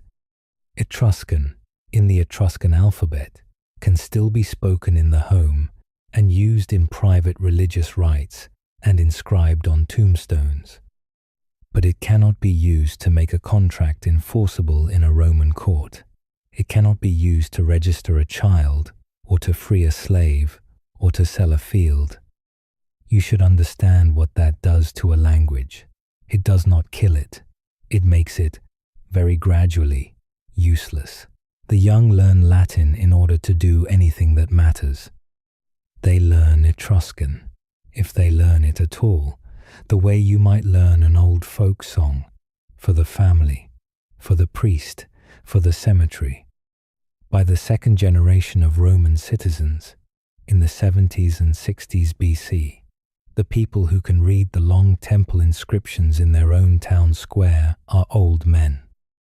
The young people walk past those inscriptions and see a wall of characters that look like writing and that no longer say anything. You should also know that this is the decade of Sulla, Lucius Cornelius Sulla, the dictator, the proscriber, the man who put names on lists. In the late 80s BC, after the social war, Sulla turns on the Etruscan towns that have backed his rival Marius. There are not many, they are diminished, but they are sufficient for his purposes. Volaterrae is besieged, Arezzo is sacked, Populonia is reduced. The proscription lists, posted in the Forum in Rome, carry the names of Etruscan aristocrats from old families, families whose tombs at Tarquinia were painted 4 centuries before any Cornelius existed. The men named on the lists are killed. Their estates are confiscated. The estates are given to Sullan veterans, Roman legionaries with their 30-year pensions, who arrive in Etruria with their families and their slaves and their grain. The veterans plough the old fields. They do not read the inscriptions on the walls of the houses they have inherited. They could not, even if they tried. By the time Augustus reorganizes Italy in 27 BC, the country between the Arno and the Tiber is Regio Septima, Etruria. The word survives as a label on a Roman map. The people on the map are Roman citizens. They speak Latin. They worship Roman gods, mostly under Roman names. They serve in Roman legions. They pay Roman taxes. Their grandfathers spoke another language. Their fathers, perhaps, still remembered some of it. They themselves know perhaps 6 words, the names of certain dishes, the name of a certain wind, the name of a particular kind of sheep. The rest is gone. You should know, before we move on, that the language is not quite gone, not quite yet. There are pockets, there are families, there are, above all, the priests. The Disciplina, you should remember, did not require many people. It required experts. A guild of haruspices, a few dozen at most, trained from boyhood, fluent in the technical vocabulary, able to read a liver and a thunderclap and a flight of birds, was enough to service the entire Roman religious establishment. The Order of the 60, the official college on retainer to the Senate, is still functioning under the emperors. Its members are still, in the 2nd and 3rd century AD, speaking certain ritual phrases in Etruscan when they perform the public rites. The phrases are memorized. Their meaning is sometimes still understood. Their pronunciation is still correct. The Disciplina has, in this very limited way, outlasted its own people.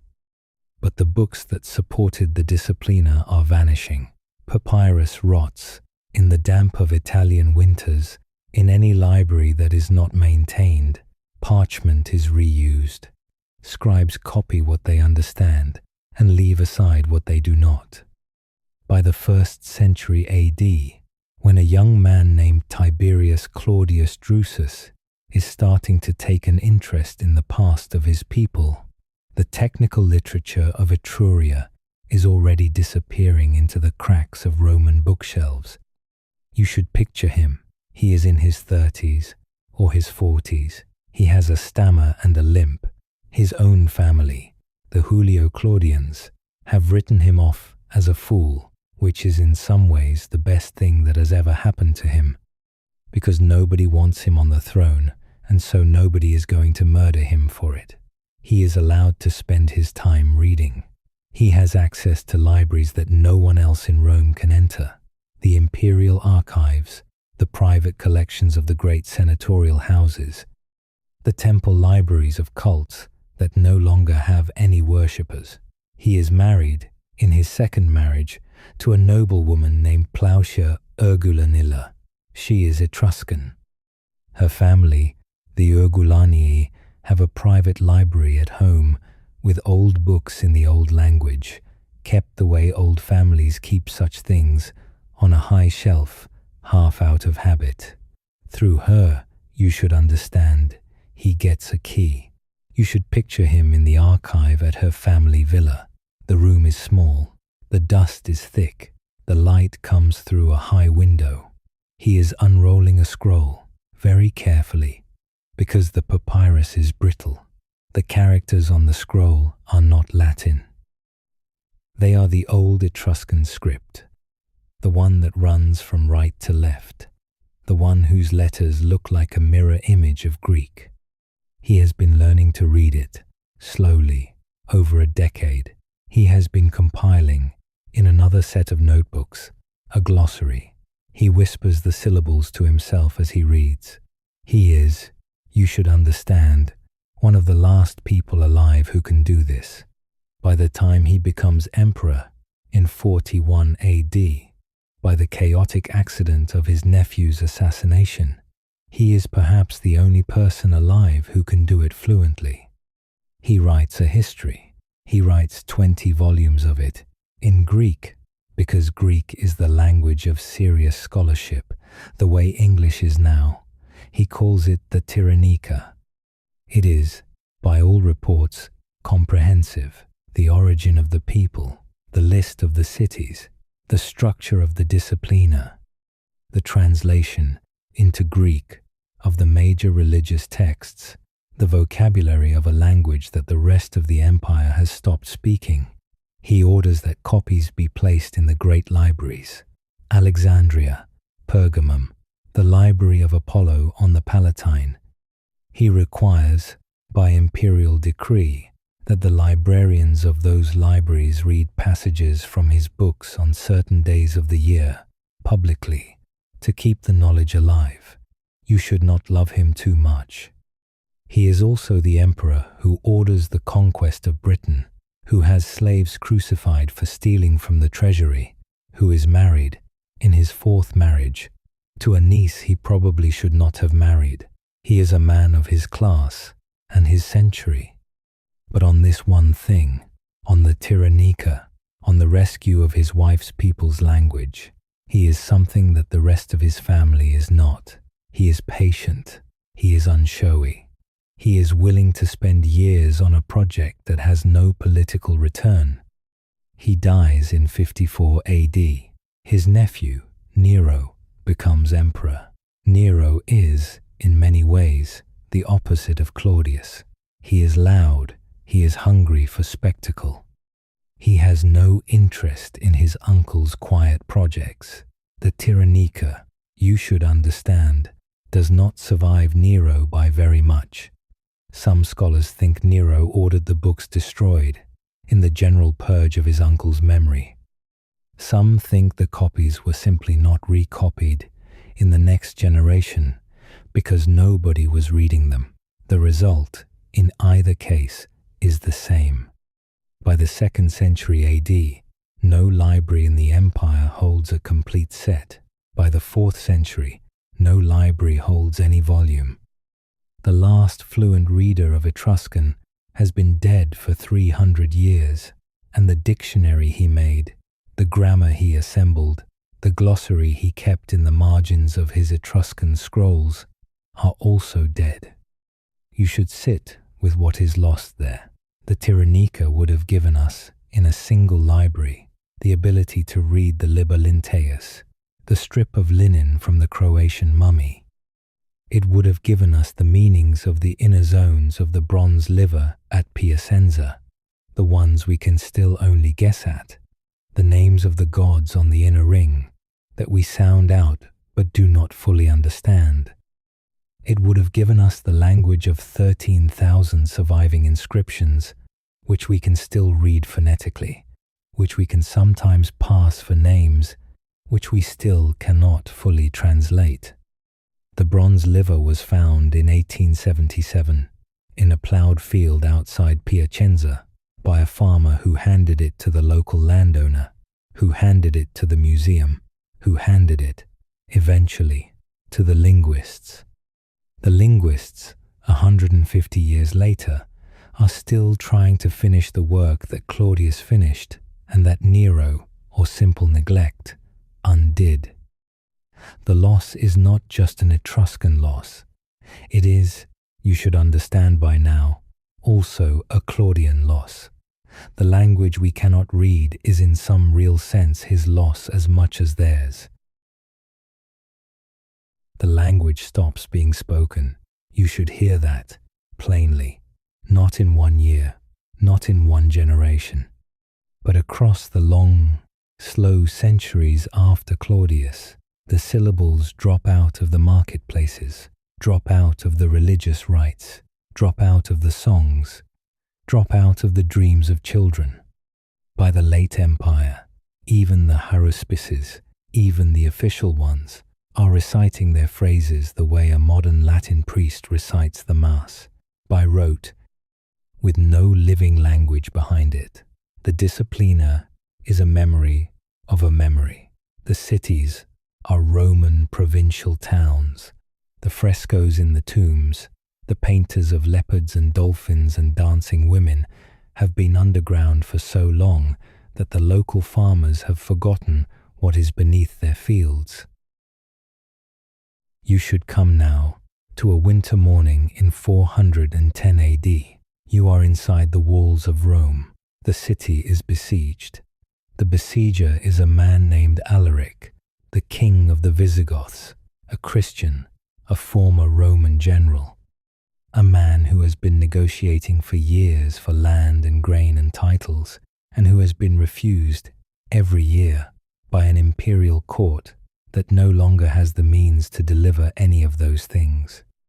Alaric's army this winter is large, hungry, encamped along the Tiber. Inside the walls, Rome is starving. The senatorial families are eating their reserves. The plebs are eating their cats. A delegation of priests has been called to the Lateran Palace to see the Bishop of Rome, who is now called the Pope, whose name is Innocent. The first, you should know, of his name. You should picture the delegation. They are old men.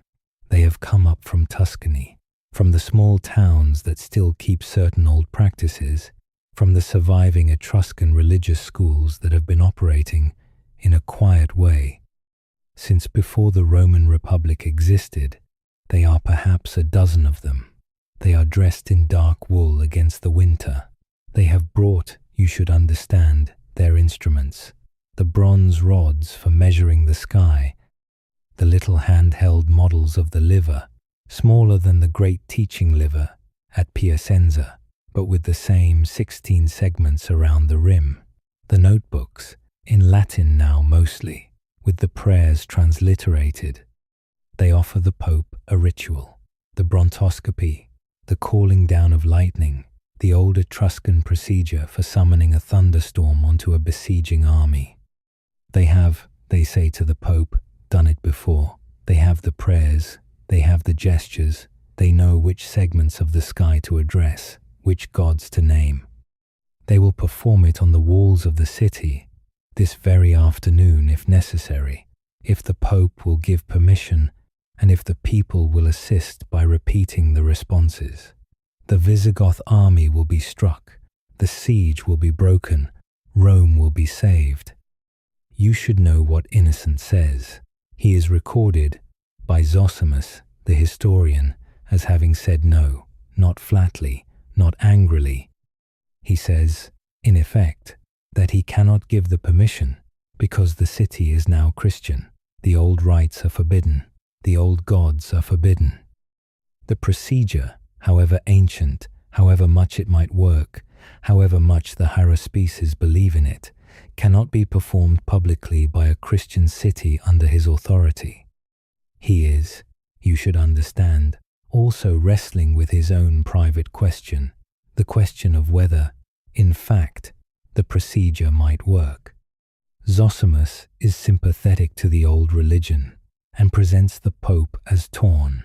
Augustine, writing afterward, is not sympathetic and presents the Pope as resolute. The truth is probably somewhere in the middle. The result, however, is the same. The haruspices are dismissed.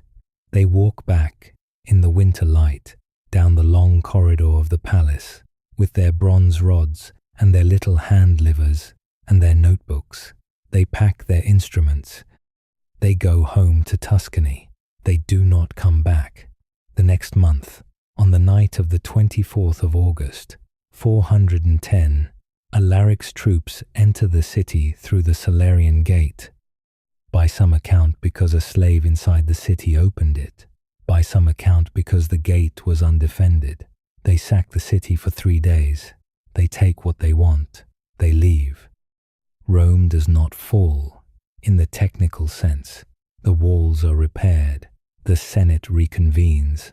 The Pope holds his services. But the spell, the Roman spell, the spell that the city was protected by its gods, is broken, and broken in a way that everyone in the empire feels at once. You should hold the haruspices in your mind, walking back down that corridor. They are the last public act of the Etruscan religion. They are offered, on the walls of the city their ancestors had paved, the chance to save it one final time. They are refused by the new authority that has taken over the city their ancestors had paved. And they walk away into a Tuscany that is itself emptying, and they go home, and they die, and their sons do not learn the gestures, and the bronze rods are buried with them, in graves that, 1,500 years later, will be opened by farmers and looters and archaeologists, who will pick up the rods and turn them over in their hands and not know what they were for. You should know what happens after that. Very little. The cities continue in their reduced Roman form. Tuscany becomes a province of the Byzantines, then of the Lombards, then of various dukes and counts. The names of the old places hold. Tarquinia keeps its name. Caere becomes Cerveteri, which is to say, Old Caere. Volaterrae becomes Volterra. The tombs lie under their grass domes and are forgotten. In the Middle Ages, the country people know that there are caves under the hills, but the caves are entered by goatherds and bandits and the occasional treasure hunter, and the painted walls, where they survive, are dismissed as the work of pagans, which they are, and ignored. Then there is a slow rediscovery. In the 17th century, the Florentine antiquarians start to dig. Sir Thomas Dempster writes his De Etruria Regali, which goes unpublished for a century, and which fixes a certain romantic image of Etruria in the European mind. In the 18th century, the Medici Grand Dukes begin to think of themselves as the heirs of the Etruscans and to collect their bronzes and to commission histories. In the 19th century, the great Italian and German and English excavators begin to open the tombs systematically, and the painted chambers come back into the light, and the bucchero ware, and the gold jewelry, and the bronze mirrors with their incised scenes of myth. In the early 20th century, an English novelist named D.H. Lawrence, dying of tuberculosis, takes a long, slow trip through the Etruscan Necropolis, and he writes a small book about it, called Etruscan Places. He writes the book in the spring of 1927, in a guest house near Volterra. He writes about the tombs at Tarquinia, the leopards on the wall, the dancing figures, the dolphins, the men and women on the couches. He writes that he prefers the Etruscans to the Romans, that he prefers, in fact, almost anyone to the Romans. He writes that the Etruscans were a people who knew how to enjoy life and how to die without panic and how to paint the dolphins around the dolphins. He writes the book quickly, in the last clear months of his own life. He dies, 2 years later, of the disease he had been carrying when he visited the tombs. You should know that the book is, in its way, the modern rediscovery of the Etruscans as people, not as a Roman footnote, not as a mystery. As people who lived and ate and loved and were buried with the things they cared about. The book is read. The tombs become a destination. The Italian state begins to protect them. The Cerveteri Necropolis, which you have been standing on, in your imagination, since the very first sentence of this script, is open to visitors. The painted chambers at Tarquinia are climate controlled because Lawrence's generation realized that the breath of tourists was destroying the frescoes and limited to small groups. And the leopards are still there, and the dolphins are still there, and the dancing figures are still there, in colors that are softer than they were in 500 BC, but that are still, recognizably, theirs. In 2021, a team of geneticists, led by a researcher named Cosimo Post, publishes a paper. They have sequenced the DNA of 82 individuals from Etruscan cemeteries, from the Iron Age through the Roman period.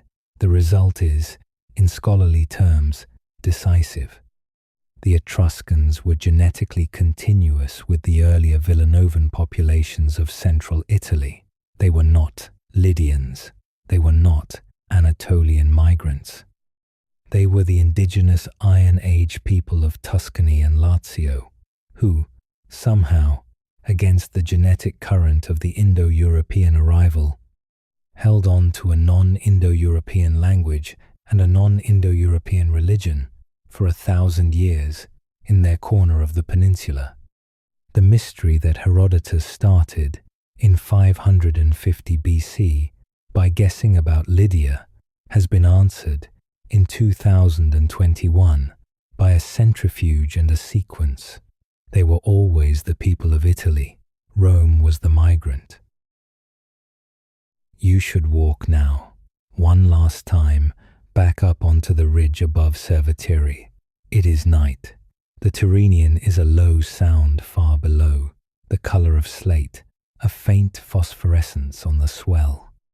The tumuli are dark shapes in the grass domed, silent, permanent.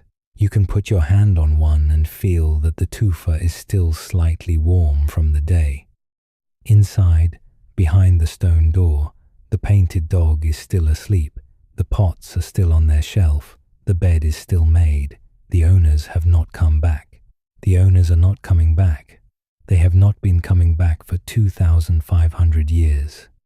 You should know, as you stand here, what is still working underneath you. South of you, 60 miles, is the city of Rome. Beneath the Forum, beneath the cobblestones of the modern streets, beneath the basilicas and the fountains and the gelato shops and the souvenir stalls, there is a stone channel, 11 feet wide at its mouth, lined with cut tufa, vaulted in places, open to the sky in others. It runs from the old Velabrum marsh under the Forum, under the slope of the Capitoline, down to the Tiber. It carries away the rain. It carries away the waste. It has been carrying them away without serious interruption since the 6th century BC. It was built by Etruscan engineers, working under Etruscan kings. On the design of Etruscan drainage tunnels they had been digging in their own country for 2 centuries before that. It is called the Cloaca Maxima. It is still in use. You should also know what is on the high shelf, in the dusty room, in the imagined villa of an imagined wife of an imagined emperor. There are scrolls. They are old. The light catches them through a high window. A man is reading them. He has a stammer and a limp, and he is whispering, very quietly, the syllables of a language that no one else in the empire still speaks. He is making notes. He is compiling, very patiently, a dictionary that he believes will outlive him. He is wrong about that. But for the moment, on this afternoon, in this room, in his head, in his throat, in the small movements of his lips, the language is alive, the syllables are clean. The grammar is intact. The names of the gods, in their old order, around the 16 segments of the bronze sky, are correctly pronounced. He whispers them. He writes them. He whispers them again. And then, beyond the room, beyond the villa, beyond the long afternoon, beyond the books that Nero will not bother to copy, beyond the centuries in which the marshes return and the haruspices walk away and the tombs sink under their grass, beyond all of that, There is the country itself. The hills are quiet now. The vines are kept by people who do not know whose vines they were first. The wheat is grown on the long Roman grid. The Tyrrhenian comes in at the same pale blue. The rain still falls into the cuniculi the engineers cut into the rock, and the rain still finds its way through channels they designed down to the sea. You should rest here. The eagle is gone from the geniculum. The painters have laid down their brushes. The haruspex has gone home. The cart has come to a stop somewhere on the road south.